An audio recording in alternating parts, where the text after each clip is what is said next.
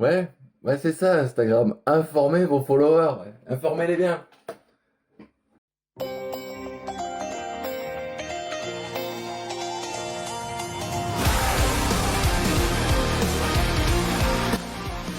les amis.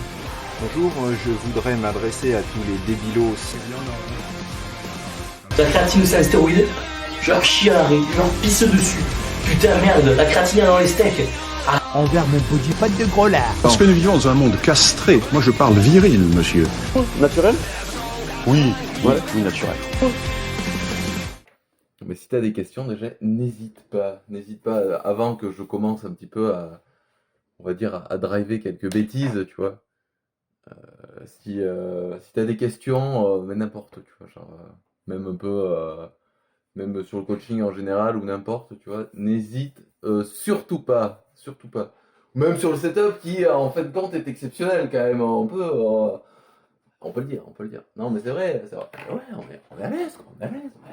Voilà, quoi, c'est tout. Il faut différencier du coup la perte de poids et la perte de gras. Alors, non pas parce qu'il y en a un qui est meilleur que l'autre, mais parce que c'est totalement opposé. Ça n'a rien à voir. Alors, quand on va perdre du gras, on va forcément perdre du poids. C'est logique. Mais l'idée, c'est la perte de graisse et la perte de poids, c'est pas pareil.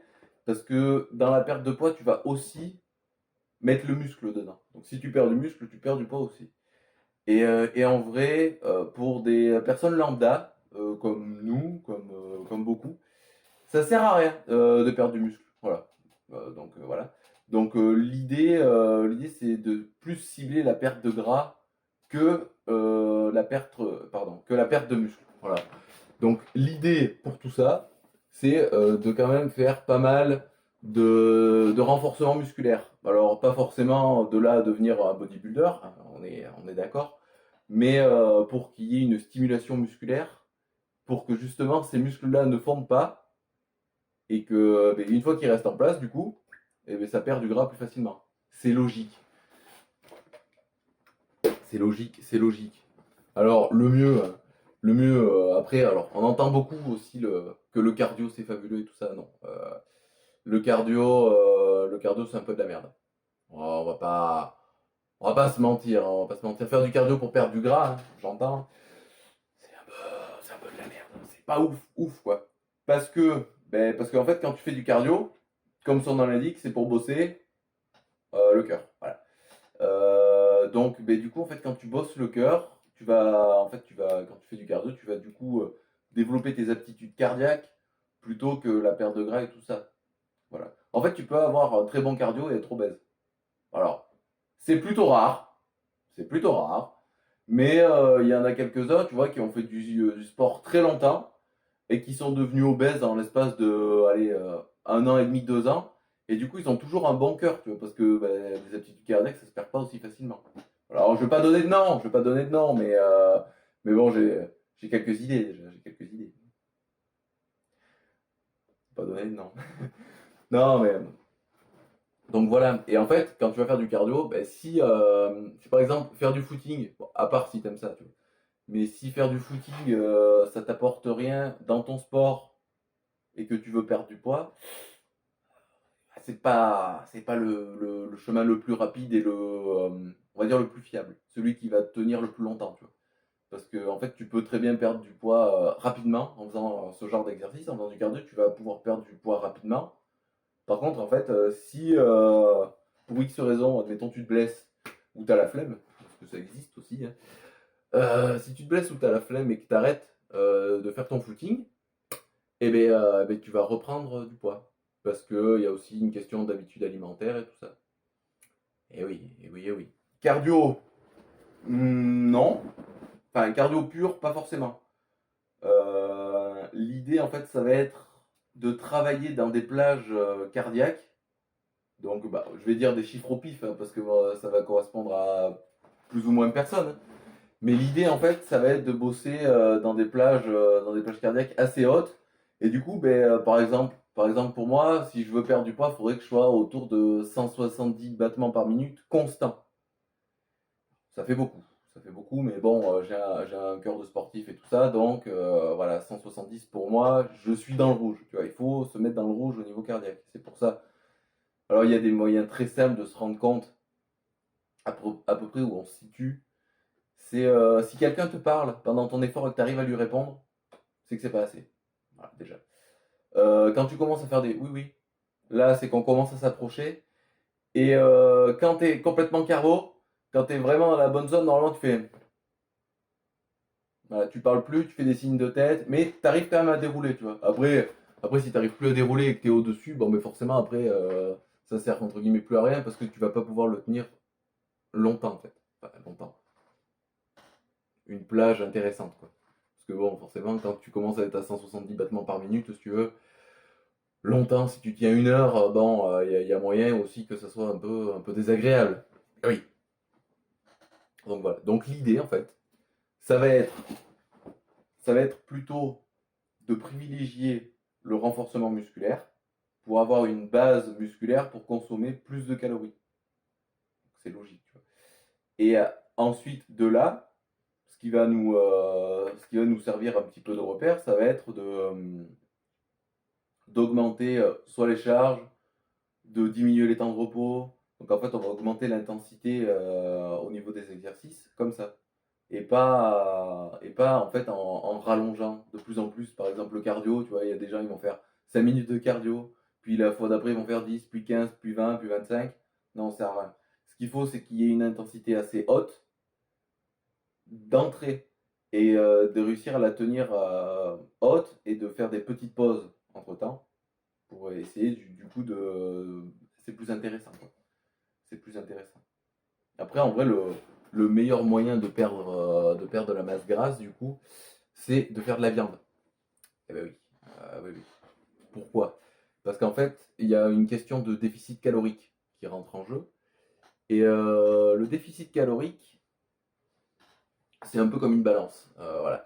Si tu manges plus que tu ne fais de sport, bah, tu vas prendre du poids. Si tu fais plus de sport que tu ne manges, tu vas en perdre.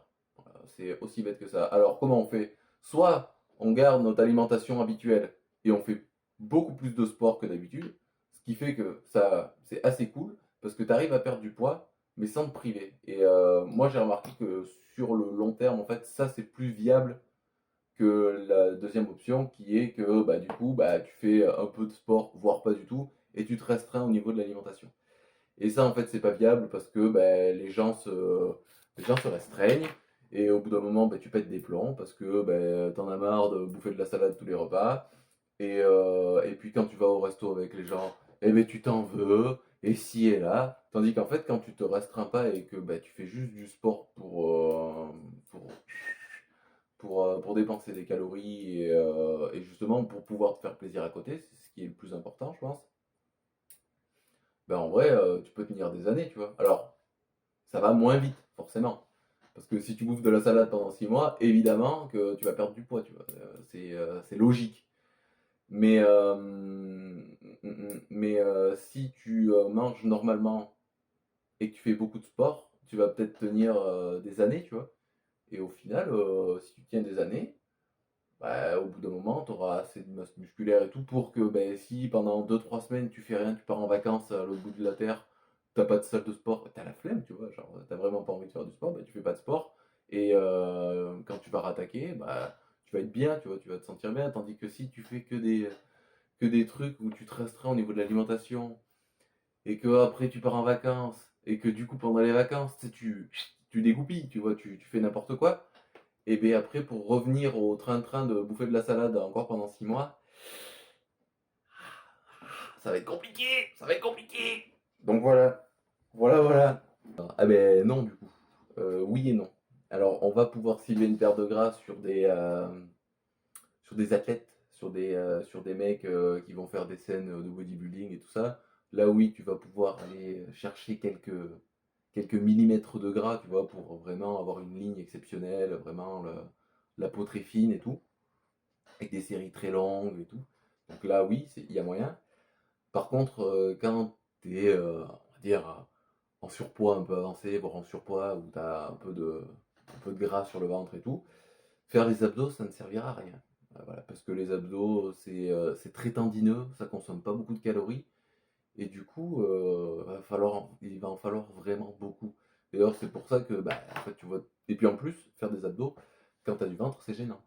Parce que quand tu te plies comme ça, là, généralement, tu vois, c'est difficile. Donc voilà. Donc on va dire, perdre globalement.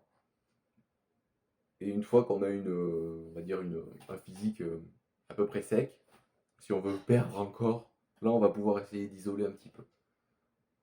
Sinon, bon, c'est compliqué, quoi. Sinon, c'est compliqué. Est-ce que tu penses qu'il faut compter ses calories et ses macros? Alors, est-ce qu'il faut compter ses calories et ses macros? Alors, est-ce que tu le fais déjà? Moi, je pense que on peut le faire, mais c'est compliqué. Alors, attends, bouge pas. Tac. Oh, j'envoie des coucous. Oh, j'envoie des coucous, ça régale. Hop là, je me repose là. Alors, est-ce que tu penses qu'il faut compter ses calories et ses macros? Oui et non. Tu peux t'en servir entre guillemets comme base. Genre, par exemple, admettons tu veux chercher à perdre du poids à partir d'aujourd'hui. Tu vas calculer tes macros aujourd'hui et tu essaies de te faire à peu près, tu vois, genre 2-3 jours avec tes macros journaliers, tu vois. Comme ça, visuellement, tu as déjà plusieurs recettes et tout ça, et visuellement, en fait, tu te rends compte de ce que tu dois manger. Parce qu'en fait, peser ces trucs tous les jours, ouais, arrêtez, on n'est pas des sportifs de haut niveau. D'ailleurs, les sportifs de haut niveau ne le font pas puisqu'ils ont des cuisiniers attitrés, hein. Mais non, c'est compliqué, tu vois. Donc en fait, tu as un repère visuel, et une fois que tu as ce repère visuel, tu continues de faire ça. Tu augmentes le sport, machin et tout, tu vois. Et en fait, au bout d'un moment, genre, alors, faut que tu fasses un bilan régulier, genre, on va dire, allez, toutes les 3 semaines, un mois. Ça sert à rien, une semaine et tout, ça fluctue trop, tu vois. T'essayes toutes les, ouais, 3 semaines, un mois. Et comme ça, une fois que tu as fait ton bilan, admettons, tu as perdu 2 kilos, 3 kilos, 4 kilos, on sait pas, on s'en fout, je dis des chiffres au pif, évidemment. Et bien là, tu recalcules tes macros. Comme ça, en fait, t'as des idées, tu vois. Alors après, si tu fais des bilans toutes les 2 semaines, bah, du coup, tes bilans sont plus proches. Et donc, du coup, il faut que tu recalcules tes macros plus régulièrement. Mais moi, je suis pas trop de l'équipe à calculer des macros régulièrement. Je trouve que c'est difficile. Tu vois, c'est difficile. Et même moi, au final, tu vois, où je fais que du coaching et tout ça, j'ai le temps de le faire. Objectivement, j'ai le temps de passer tous mes repas devant une balance. Je peux le faire. C'est trop chiant. Bien sûr que c'est trop chiant. Et bon, mais c'est compliqué, tu vois. Et oui, si tu veux des résultats exceptionnels rapidement et tout, bah oui, c'est un des meilleurs moyens d'y arriver. Tu vois, si tu as un coaching, une programmation d'entraînement qui est propre, avec une diète qui est calibrée à côté et tout, bah, évidemment, ça va aller beaucoup plus vite. Mais en vrai, voilà quoi. T'imagines toi poser ton riz d'Inde brocoli tous les jours là. Bon, c'est cliché de ouf le riz d'Inde brocoli, mais c'est compliqué quoi. C'est compliqué. Puis en plus, le problème, les calories et les macros. Alors en plus, les calories, c'est de la merde. Les calories, c'est de la merde. Il vaut mieux compter ses macros plutôt que ses calories. Parce que par exemple, si tu comptes tes calories, admettons, alors, tu vas au Burger King, tu vois, il est stylé, Aurillac, Burger King, c'est la légende, ça régale. Bon, tu vas au Burger King, tu prends ta petite boîte de machin, il y a écrit les calories dessus. Donc, admettons, tu vas le midi, tu vois, tu t'es levé à. C'est dimanche, vas-y et tout. Tu t'es levé à 10h, la folie, tu vois. Et t'arrives à midi et tout, bah, tu te dis, je vais me faire un gros Burger King, tu vois, ça régale. Et du coup, tu comptes tes calories. Et bon, admettons, t'es une petite nana qui fait allez, 1m60, allez, 60 kilos et tout. Tes calories sont pas bien hautes sur une journée, tu vois, tu dois avoisiner les 2005, un truc comme ça. Je dis des chiffres un peu pif, mais la fourchette est à peu près correcte. Du coup, en fait, tu vas bouffer ton burger, tes frites au cheddar et tout ça, et en fait, tu vas être au-dessus. Et du coup, tu vas te dire, ah ben, je mange plus rien. Ben, jusque-là, pour les calories, du coup, tu aurais raison. Tu te dirais, ben, du coup, je suis jamais en déficit calorique et tout. Ben, ok. Sauf qu'en fait, au niveau de tes macros, ben, c'est de la merde. Parce que au niveau des protéines, ça doit être limite.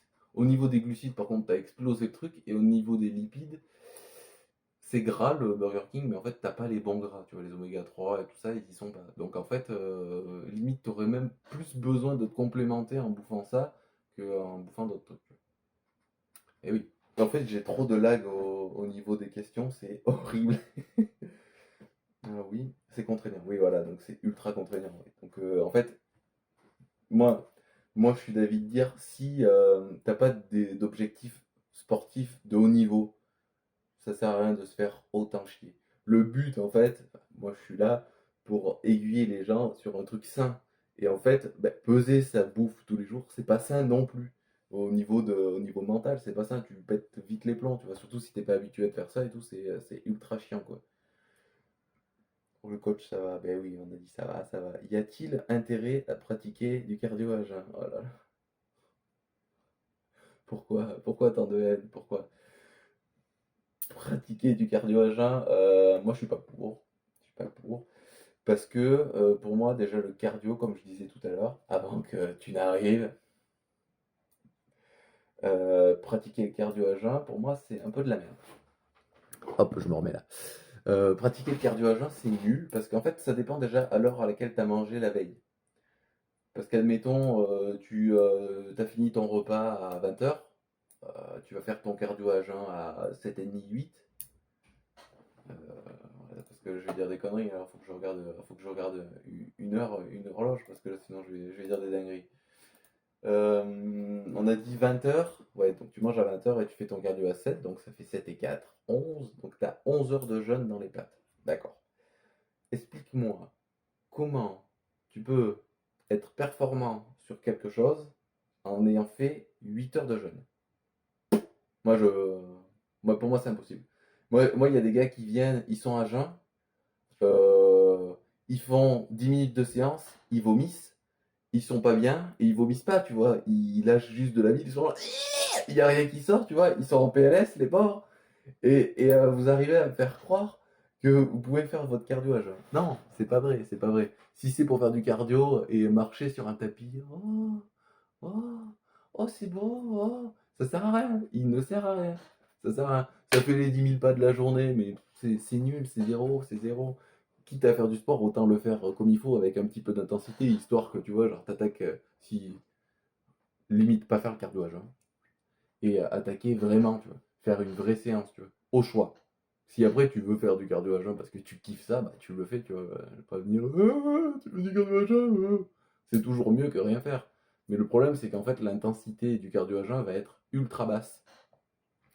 Elle va être très très basse, l'intensité du cardio, parce que bah, du coup, t'as rien dans les pattes, c'est compliqué. Et puis, si tu commences à monter un régime, bah, tu vas avoir la tête qui tourne parce que t'as pas de sucre et tout ça. Il suffit en plus, parce qu'en fait, généralement, les gens qui sont dans cette dynamique de faire du cardio à jeun, alors après, il y a des sportifs de haut niveau qui le font et tout, mais c'est un autre délire. Quand tu fais ton cardio à jeun, quand tu pars du principe que tu fais ton cardio à jeun, généralement le soir, tu vas manger très léger, ou voire pas du tout d'ailleurs. Non, non, je sais pas de quoi je parle, non. Donc du coup, ben en fait, t'es plus à presque 20 heures de jeûne que 8-10. Donc en fait, ta séance, elle est nulle, tu vois. En vrai, et pareil, manger, manger matin, midi et soir. On jeûne déjà assez quand on dort. Normalement, on dort à peu près 8 heures, tu vois. D'ailleurs, j'ai vu la question d'après, une question de sommeil. On dort à peu près 8 heures, tu vois. Donc en fait, tu as déjà forcément 8 heures de jeûne. Pourquoi en rajouter? Pourquoi faire du sport à jeun? Alors après, c'est pareil. Tout à l'heure, faites-moi y penser, hein. Peut-être je vais l'oublier, mais c'est pareil. Il y a des trucs qu'il faut manger. Juste petite parenthèse, vu que j'ai mis le téléphone là, quand je m'approche comme ça, la vidéo est nulle. Donc du coup, on va filmer des épaules, ça va être dégueulasse, hein. Fais voir un peu là.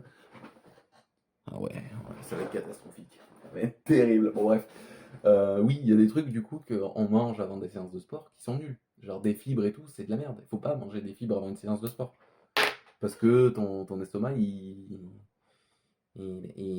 ton corps, il préfère digérer que faire du sport. Donc si tu as le bide qui est plein de fibres, ça va mouliner et tu vas être moins performant, quoi. Et du coup c'est de la merde. Du coup c'est de la merde. Voilà, c'est tout. C'est tout. Alors, question d'après. Cardio à jeun, on a dit, ça c'est bon. Le c'est ce que je fais, c'est par rapport au. Ça doit être par rapport au Burger King et regarder les calories. Donc stop, on arrête ça de regarder les calories et on compte ses macros. C'est plus important de compter ses macros que ses calories. Parce qu'en vrai, tu vois, vaut mieux manger assez de protéines et de lipides et avoir pas trop de glucides, tu vois, pour perdre du poids. J'entends, pour perdre du gras, tu vois. Et parce qu'en gros, bah, si tu vas par exemple au Burger King et que tu tapes des grands steakhouse avec 3 viandes, tu vois, d'abord, bah, si tu veux, ton quota de protéines il est éclaté, enfin, il est largement au-dessus, tes glucides aussi, et après tes bons lipides et tout ça, ils sont pas ouf. Donc du coup, bah, c'est pareil, tu vois. En fait, voilà, les macros, c'est comme quand tu fais du ciment. Si tu mets que du sable et de l'eau, ça fait de la merde. Bon, après, je suis pas maçon, alors attention, hein. Mais du coup, si tu rajoutes tout ce qu'il faut à la popote, si tu mets tous les bons ingrédients, quoi, et si tu mets tout comme il faut, putain, ça va tenir comme il faut, non? Et voilà, mais c'est pour ça, putain, il faut tout faire comme il faut, là. Alors, et le manque de sommeil, ça joue vraiment sur la perte de poids. Alors là, là, il y a deux écoles. Hop là, on voit ma main, c'est terrible. Il y a deux écoles sur la perte de poids et le manque de sommeil et tout ça. Parce que ça dépend aussi des hormones. Alors là, je suis pas endocrinologue, donc si tu veux, comme ça, vaut mieux se renseigner un petit peu à côté, tu vois. Donc je vais lancer des pistes, hein, avec des peut-être que et des je pense que, plutôt que d'affirmer des choses. Mais en gros, il y a des gens, ils dorment pas beaucoup et ils sont tout minces. Parce qu'en fait, ils sont stressés, tu vois, ça les stresse vraiment le manque de sommeil. Donc en fait, leur corps, du coup, il dépense beaucoup de calories quand ils tournent, tu vois. Et il y en a d'autres, le manque de sommeil, ça va faire l'inverse. Donc voilà, et tu vois, moi je sais très bien que ben, si je dors pas beaucoup, ben, j'ai du mal à prendre du poids par exemple. Et il y en a d'autres, s'ils dorment pas beaucoup, et ils grossissent un peu. Donc il faut voir ce que ça donne. Attends, ben, Google est ton ami, hein. Alors, sommeil et perte de poids. Bon, je me permets, hein. Voilà, dormir permet de mincir, premier truc. Mais d'un côté, c'est débile. Parce que dormir permet de mincir. Très bien, 2 points. En moyenne, on élimine ainsi près de 300 calories pour une nuit de 7 heures.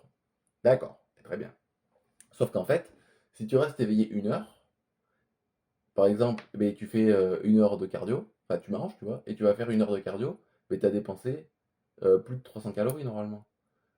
Donc en fait, quand tu pars de là, les gens, c'est débile, c'est complètement con. Donc Google est ton ami, mais pas totalement. Il faut l'écouter, mais avec des pincettes. Écouter avec des pincettes, c'est un peu bizarre, mais ça se tente, tu vois. On en est bien. Quand j'ai dit ce que je fais, je parlais de tout peser. Oh ouais, mais c'est pareil, il faut pas peser tout le temps. Après c'est pareil. Si tu pèses tout le temps et que les résultats que tu as te plaisent et que pour toi c'est pas un problème, bah continue. Continue. Mais après le truc c'est que faut voir quoi. Faut voir parce que généralement, après ça dépend de qui c'est qui t'a fait ça et tout, mais généralement les gens ils pèsent et tout et en fait c'est trop en déficit.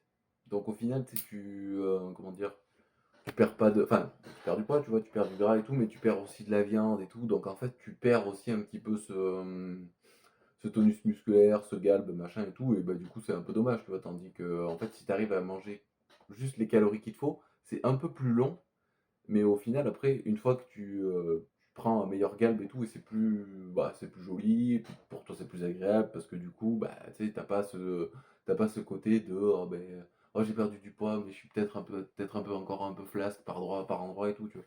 Et que si en fait tu mets longtemps à perdre le poids, mais qu'en parallèle, donc tu perds le poids, et en parallèle tu prends un peu de viande, mais si tu veux, à un moment, en fait, du coup, tu vas gagner en galbe et tout, et du coup, bah, ça régale. Ça régale, ça fait plaisir à tout le monde finalement. Bouger plus pour manger plus. Exactement, exactement. C'est important, bouger plus pour manger plus. Et oui.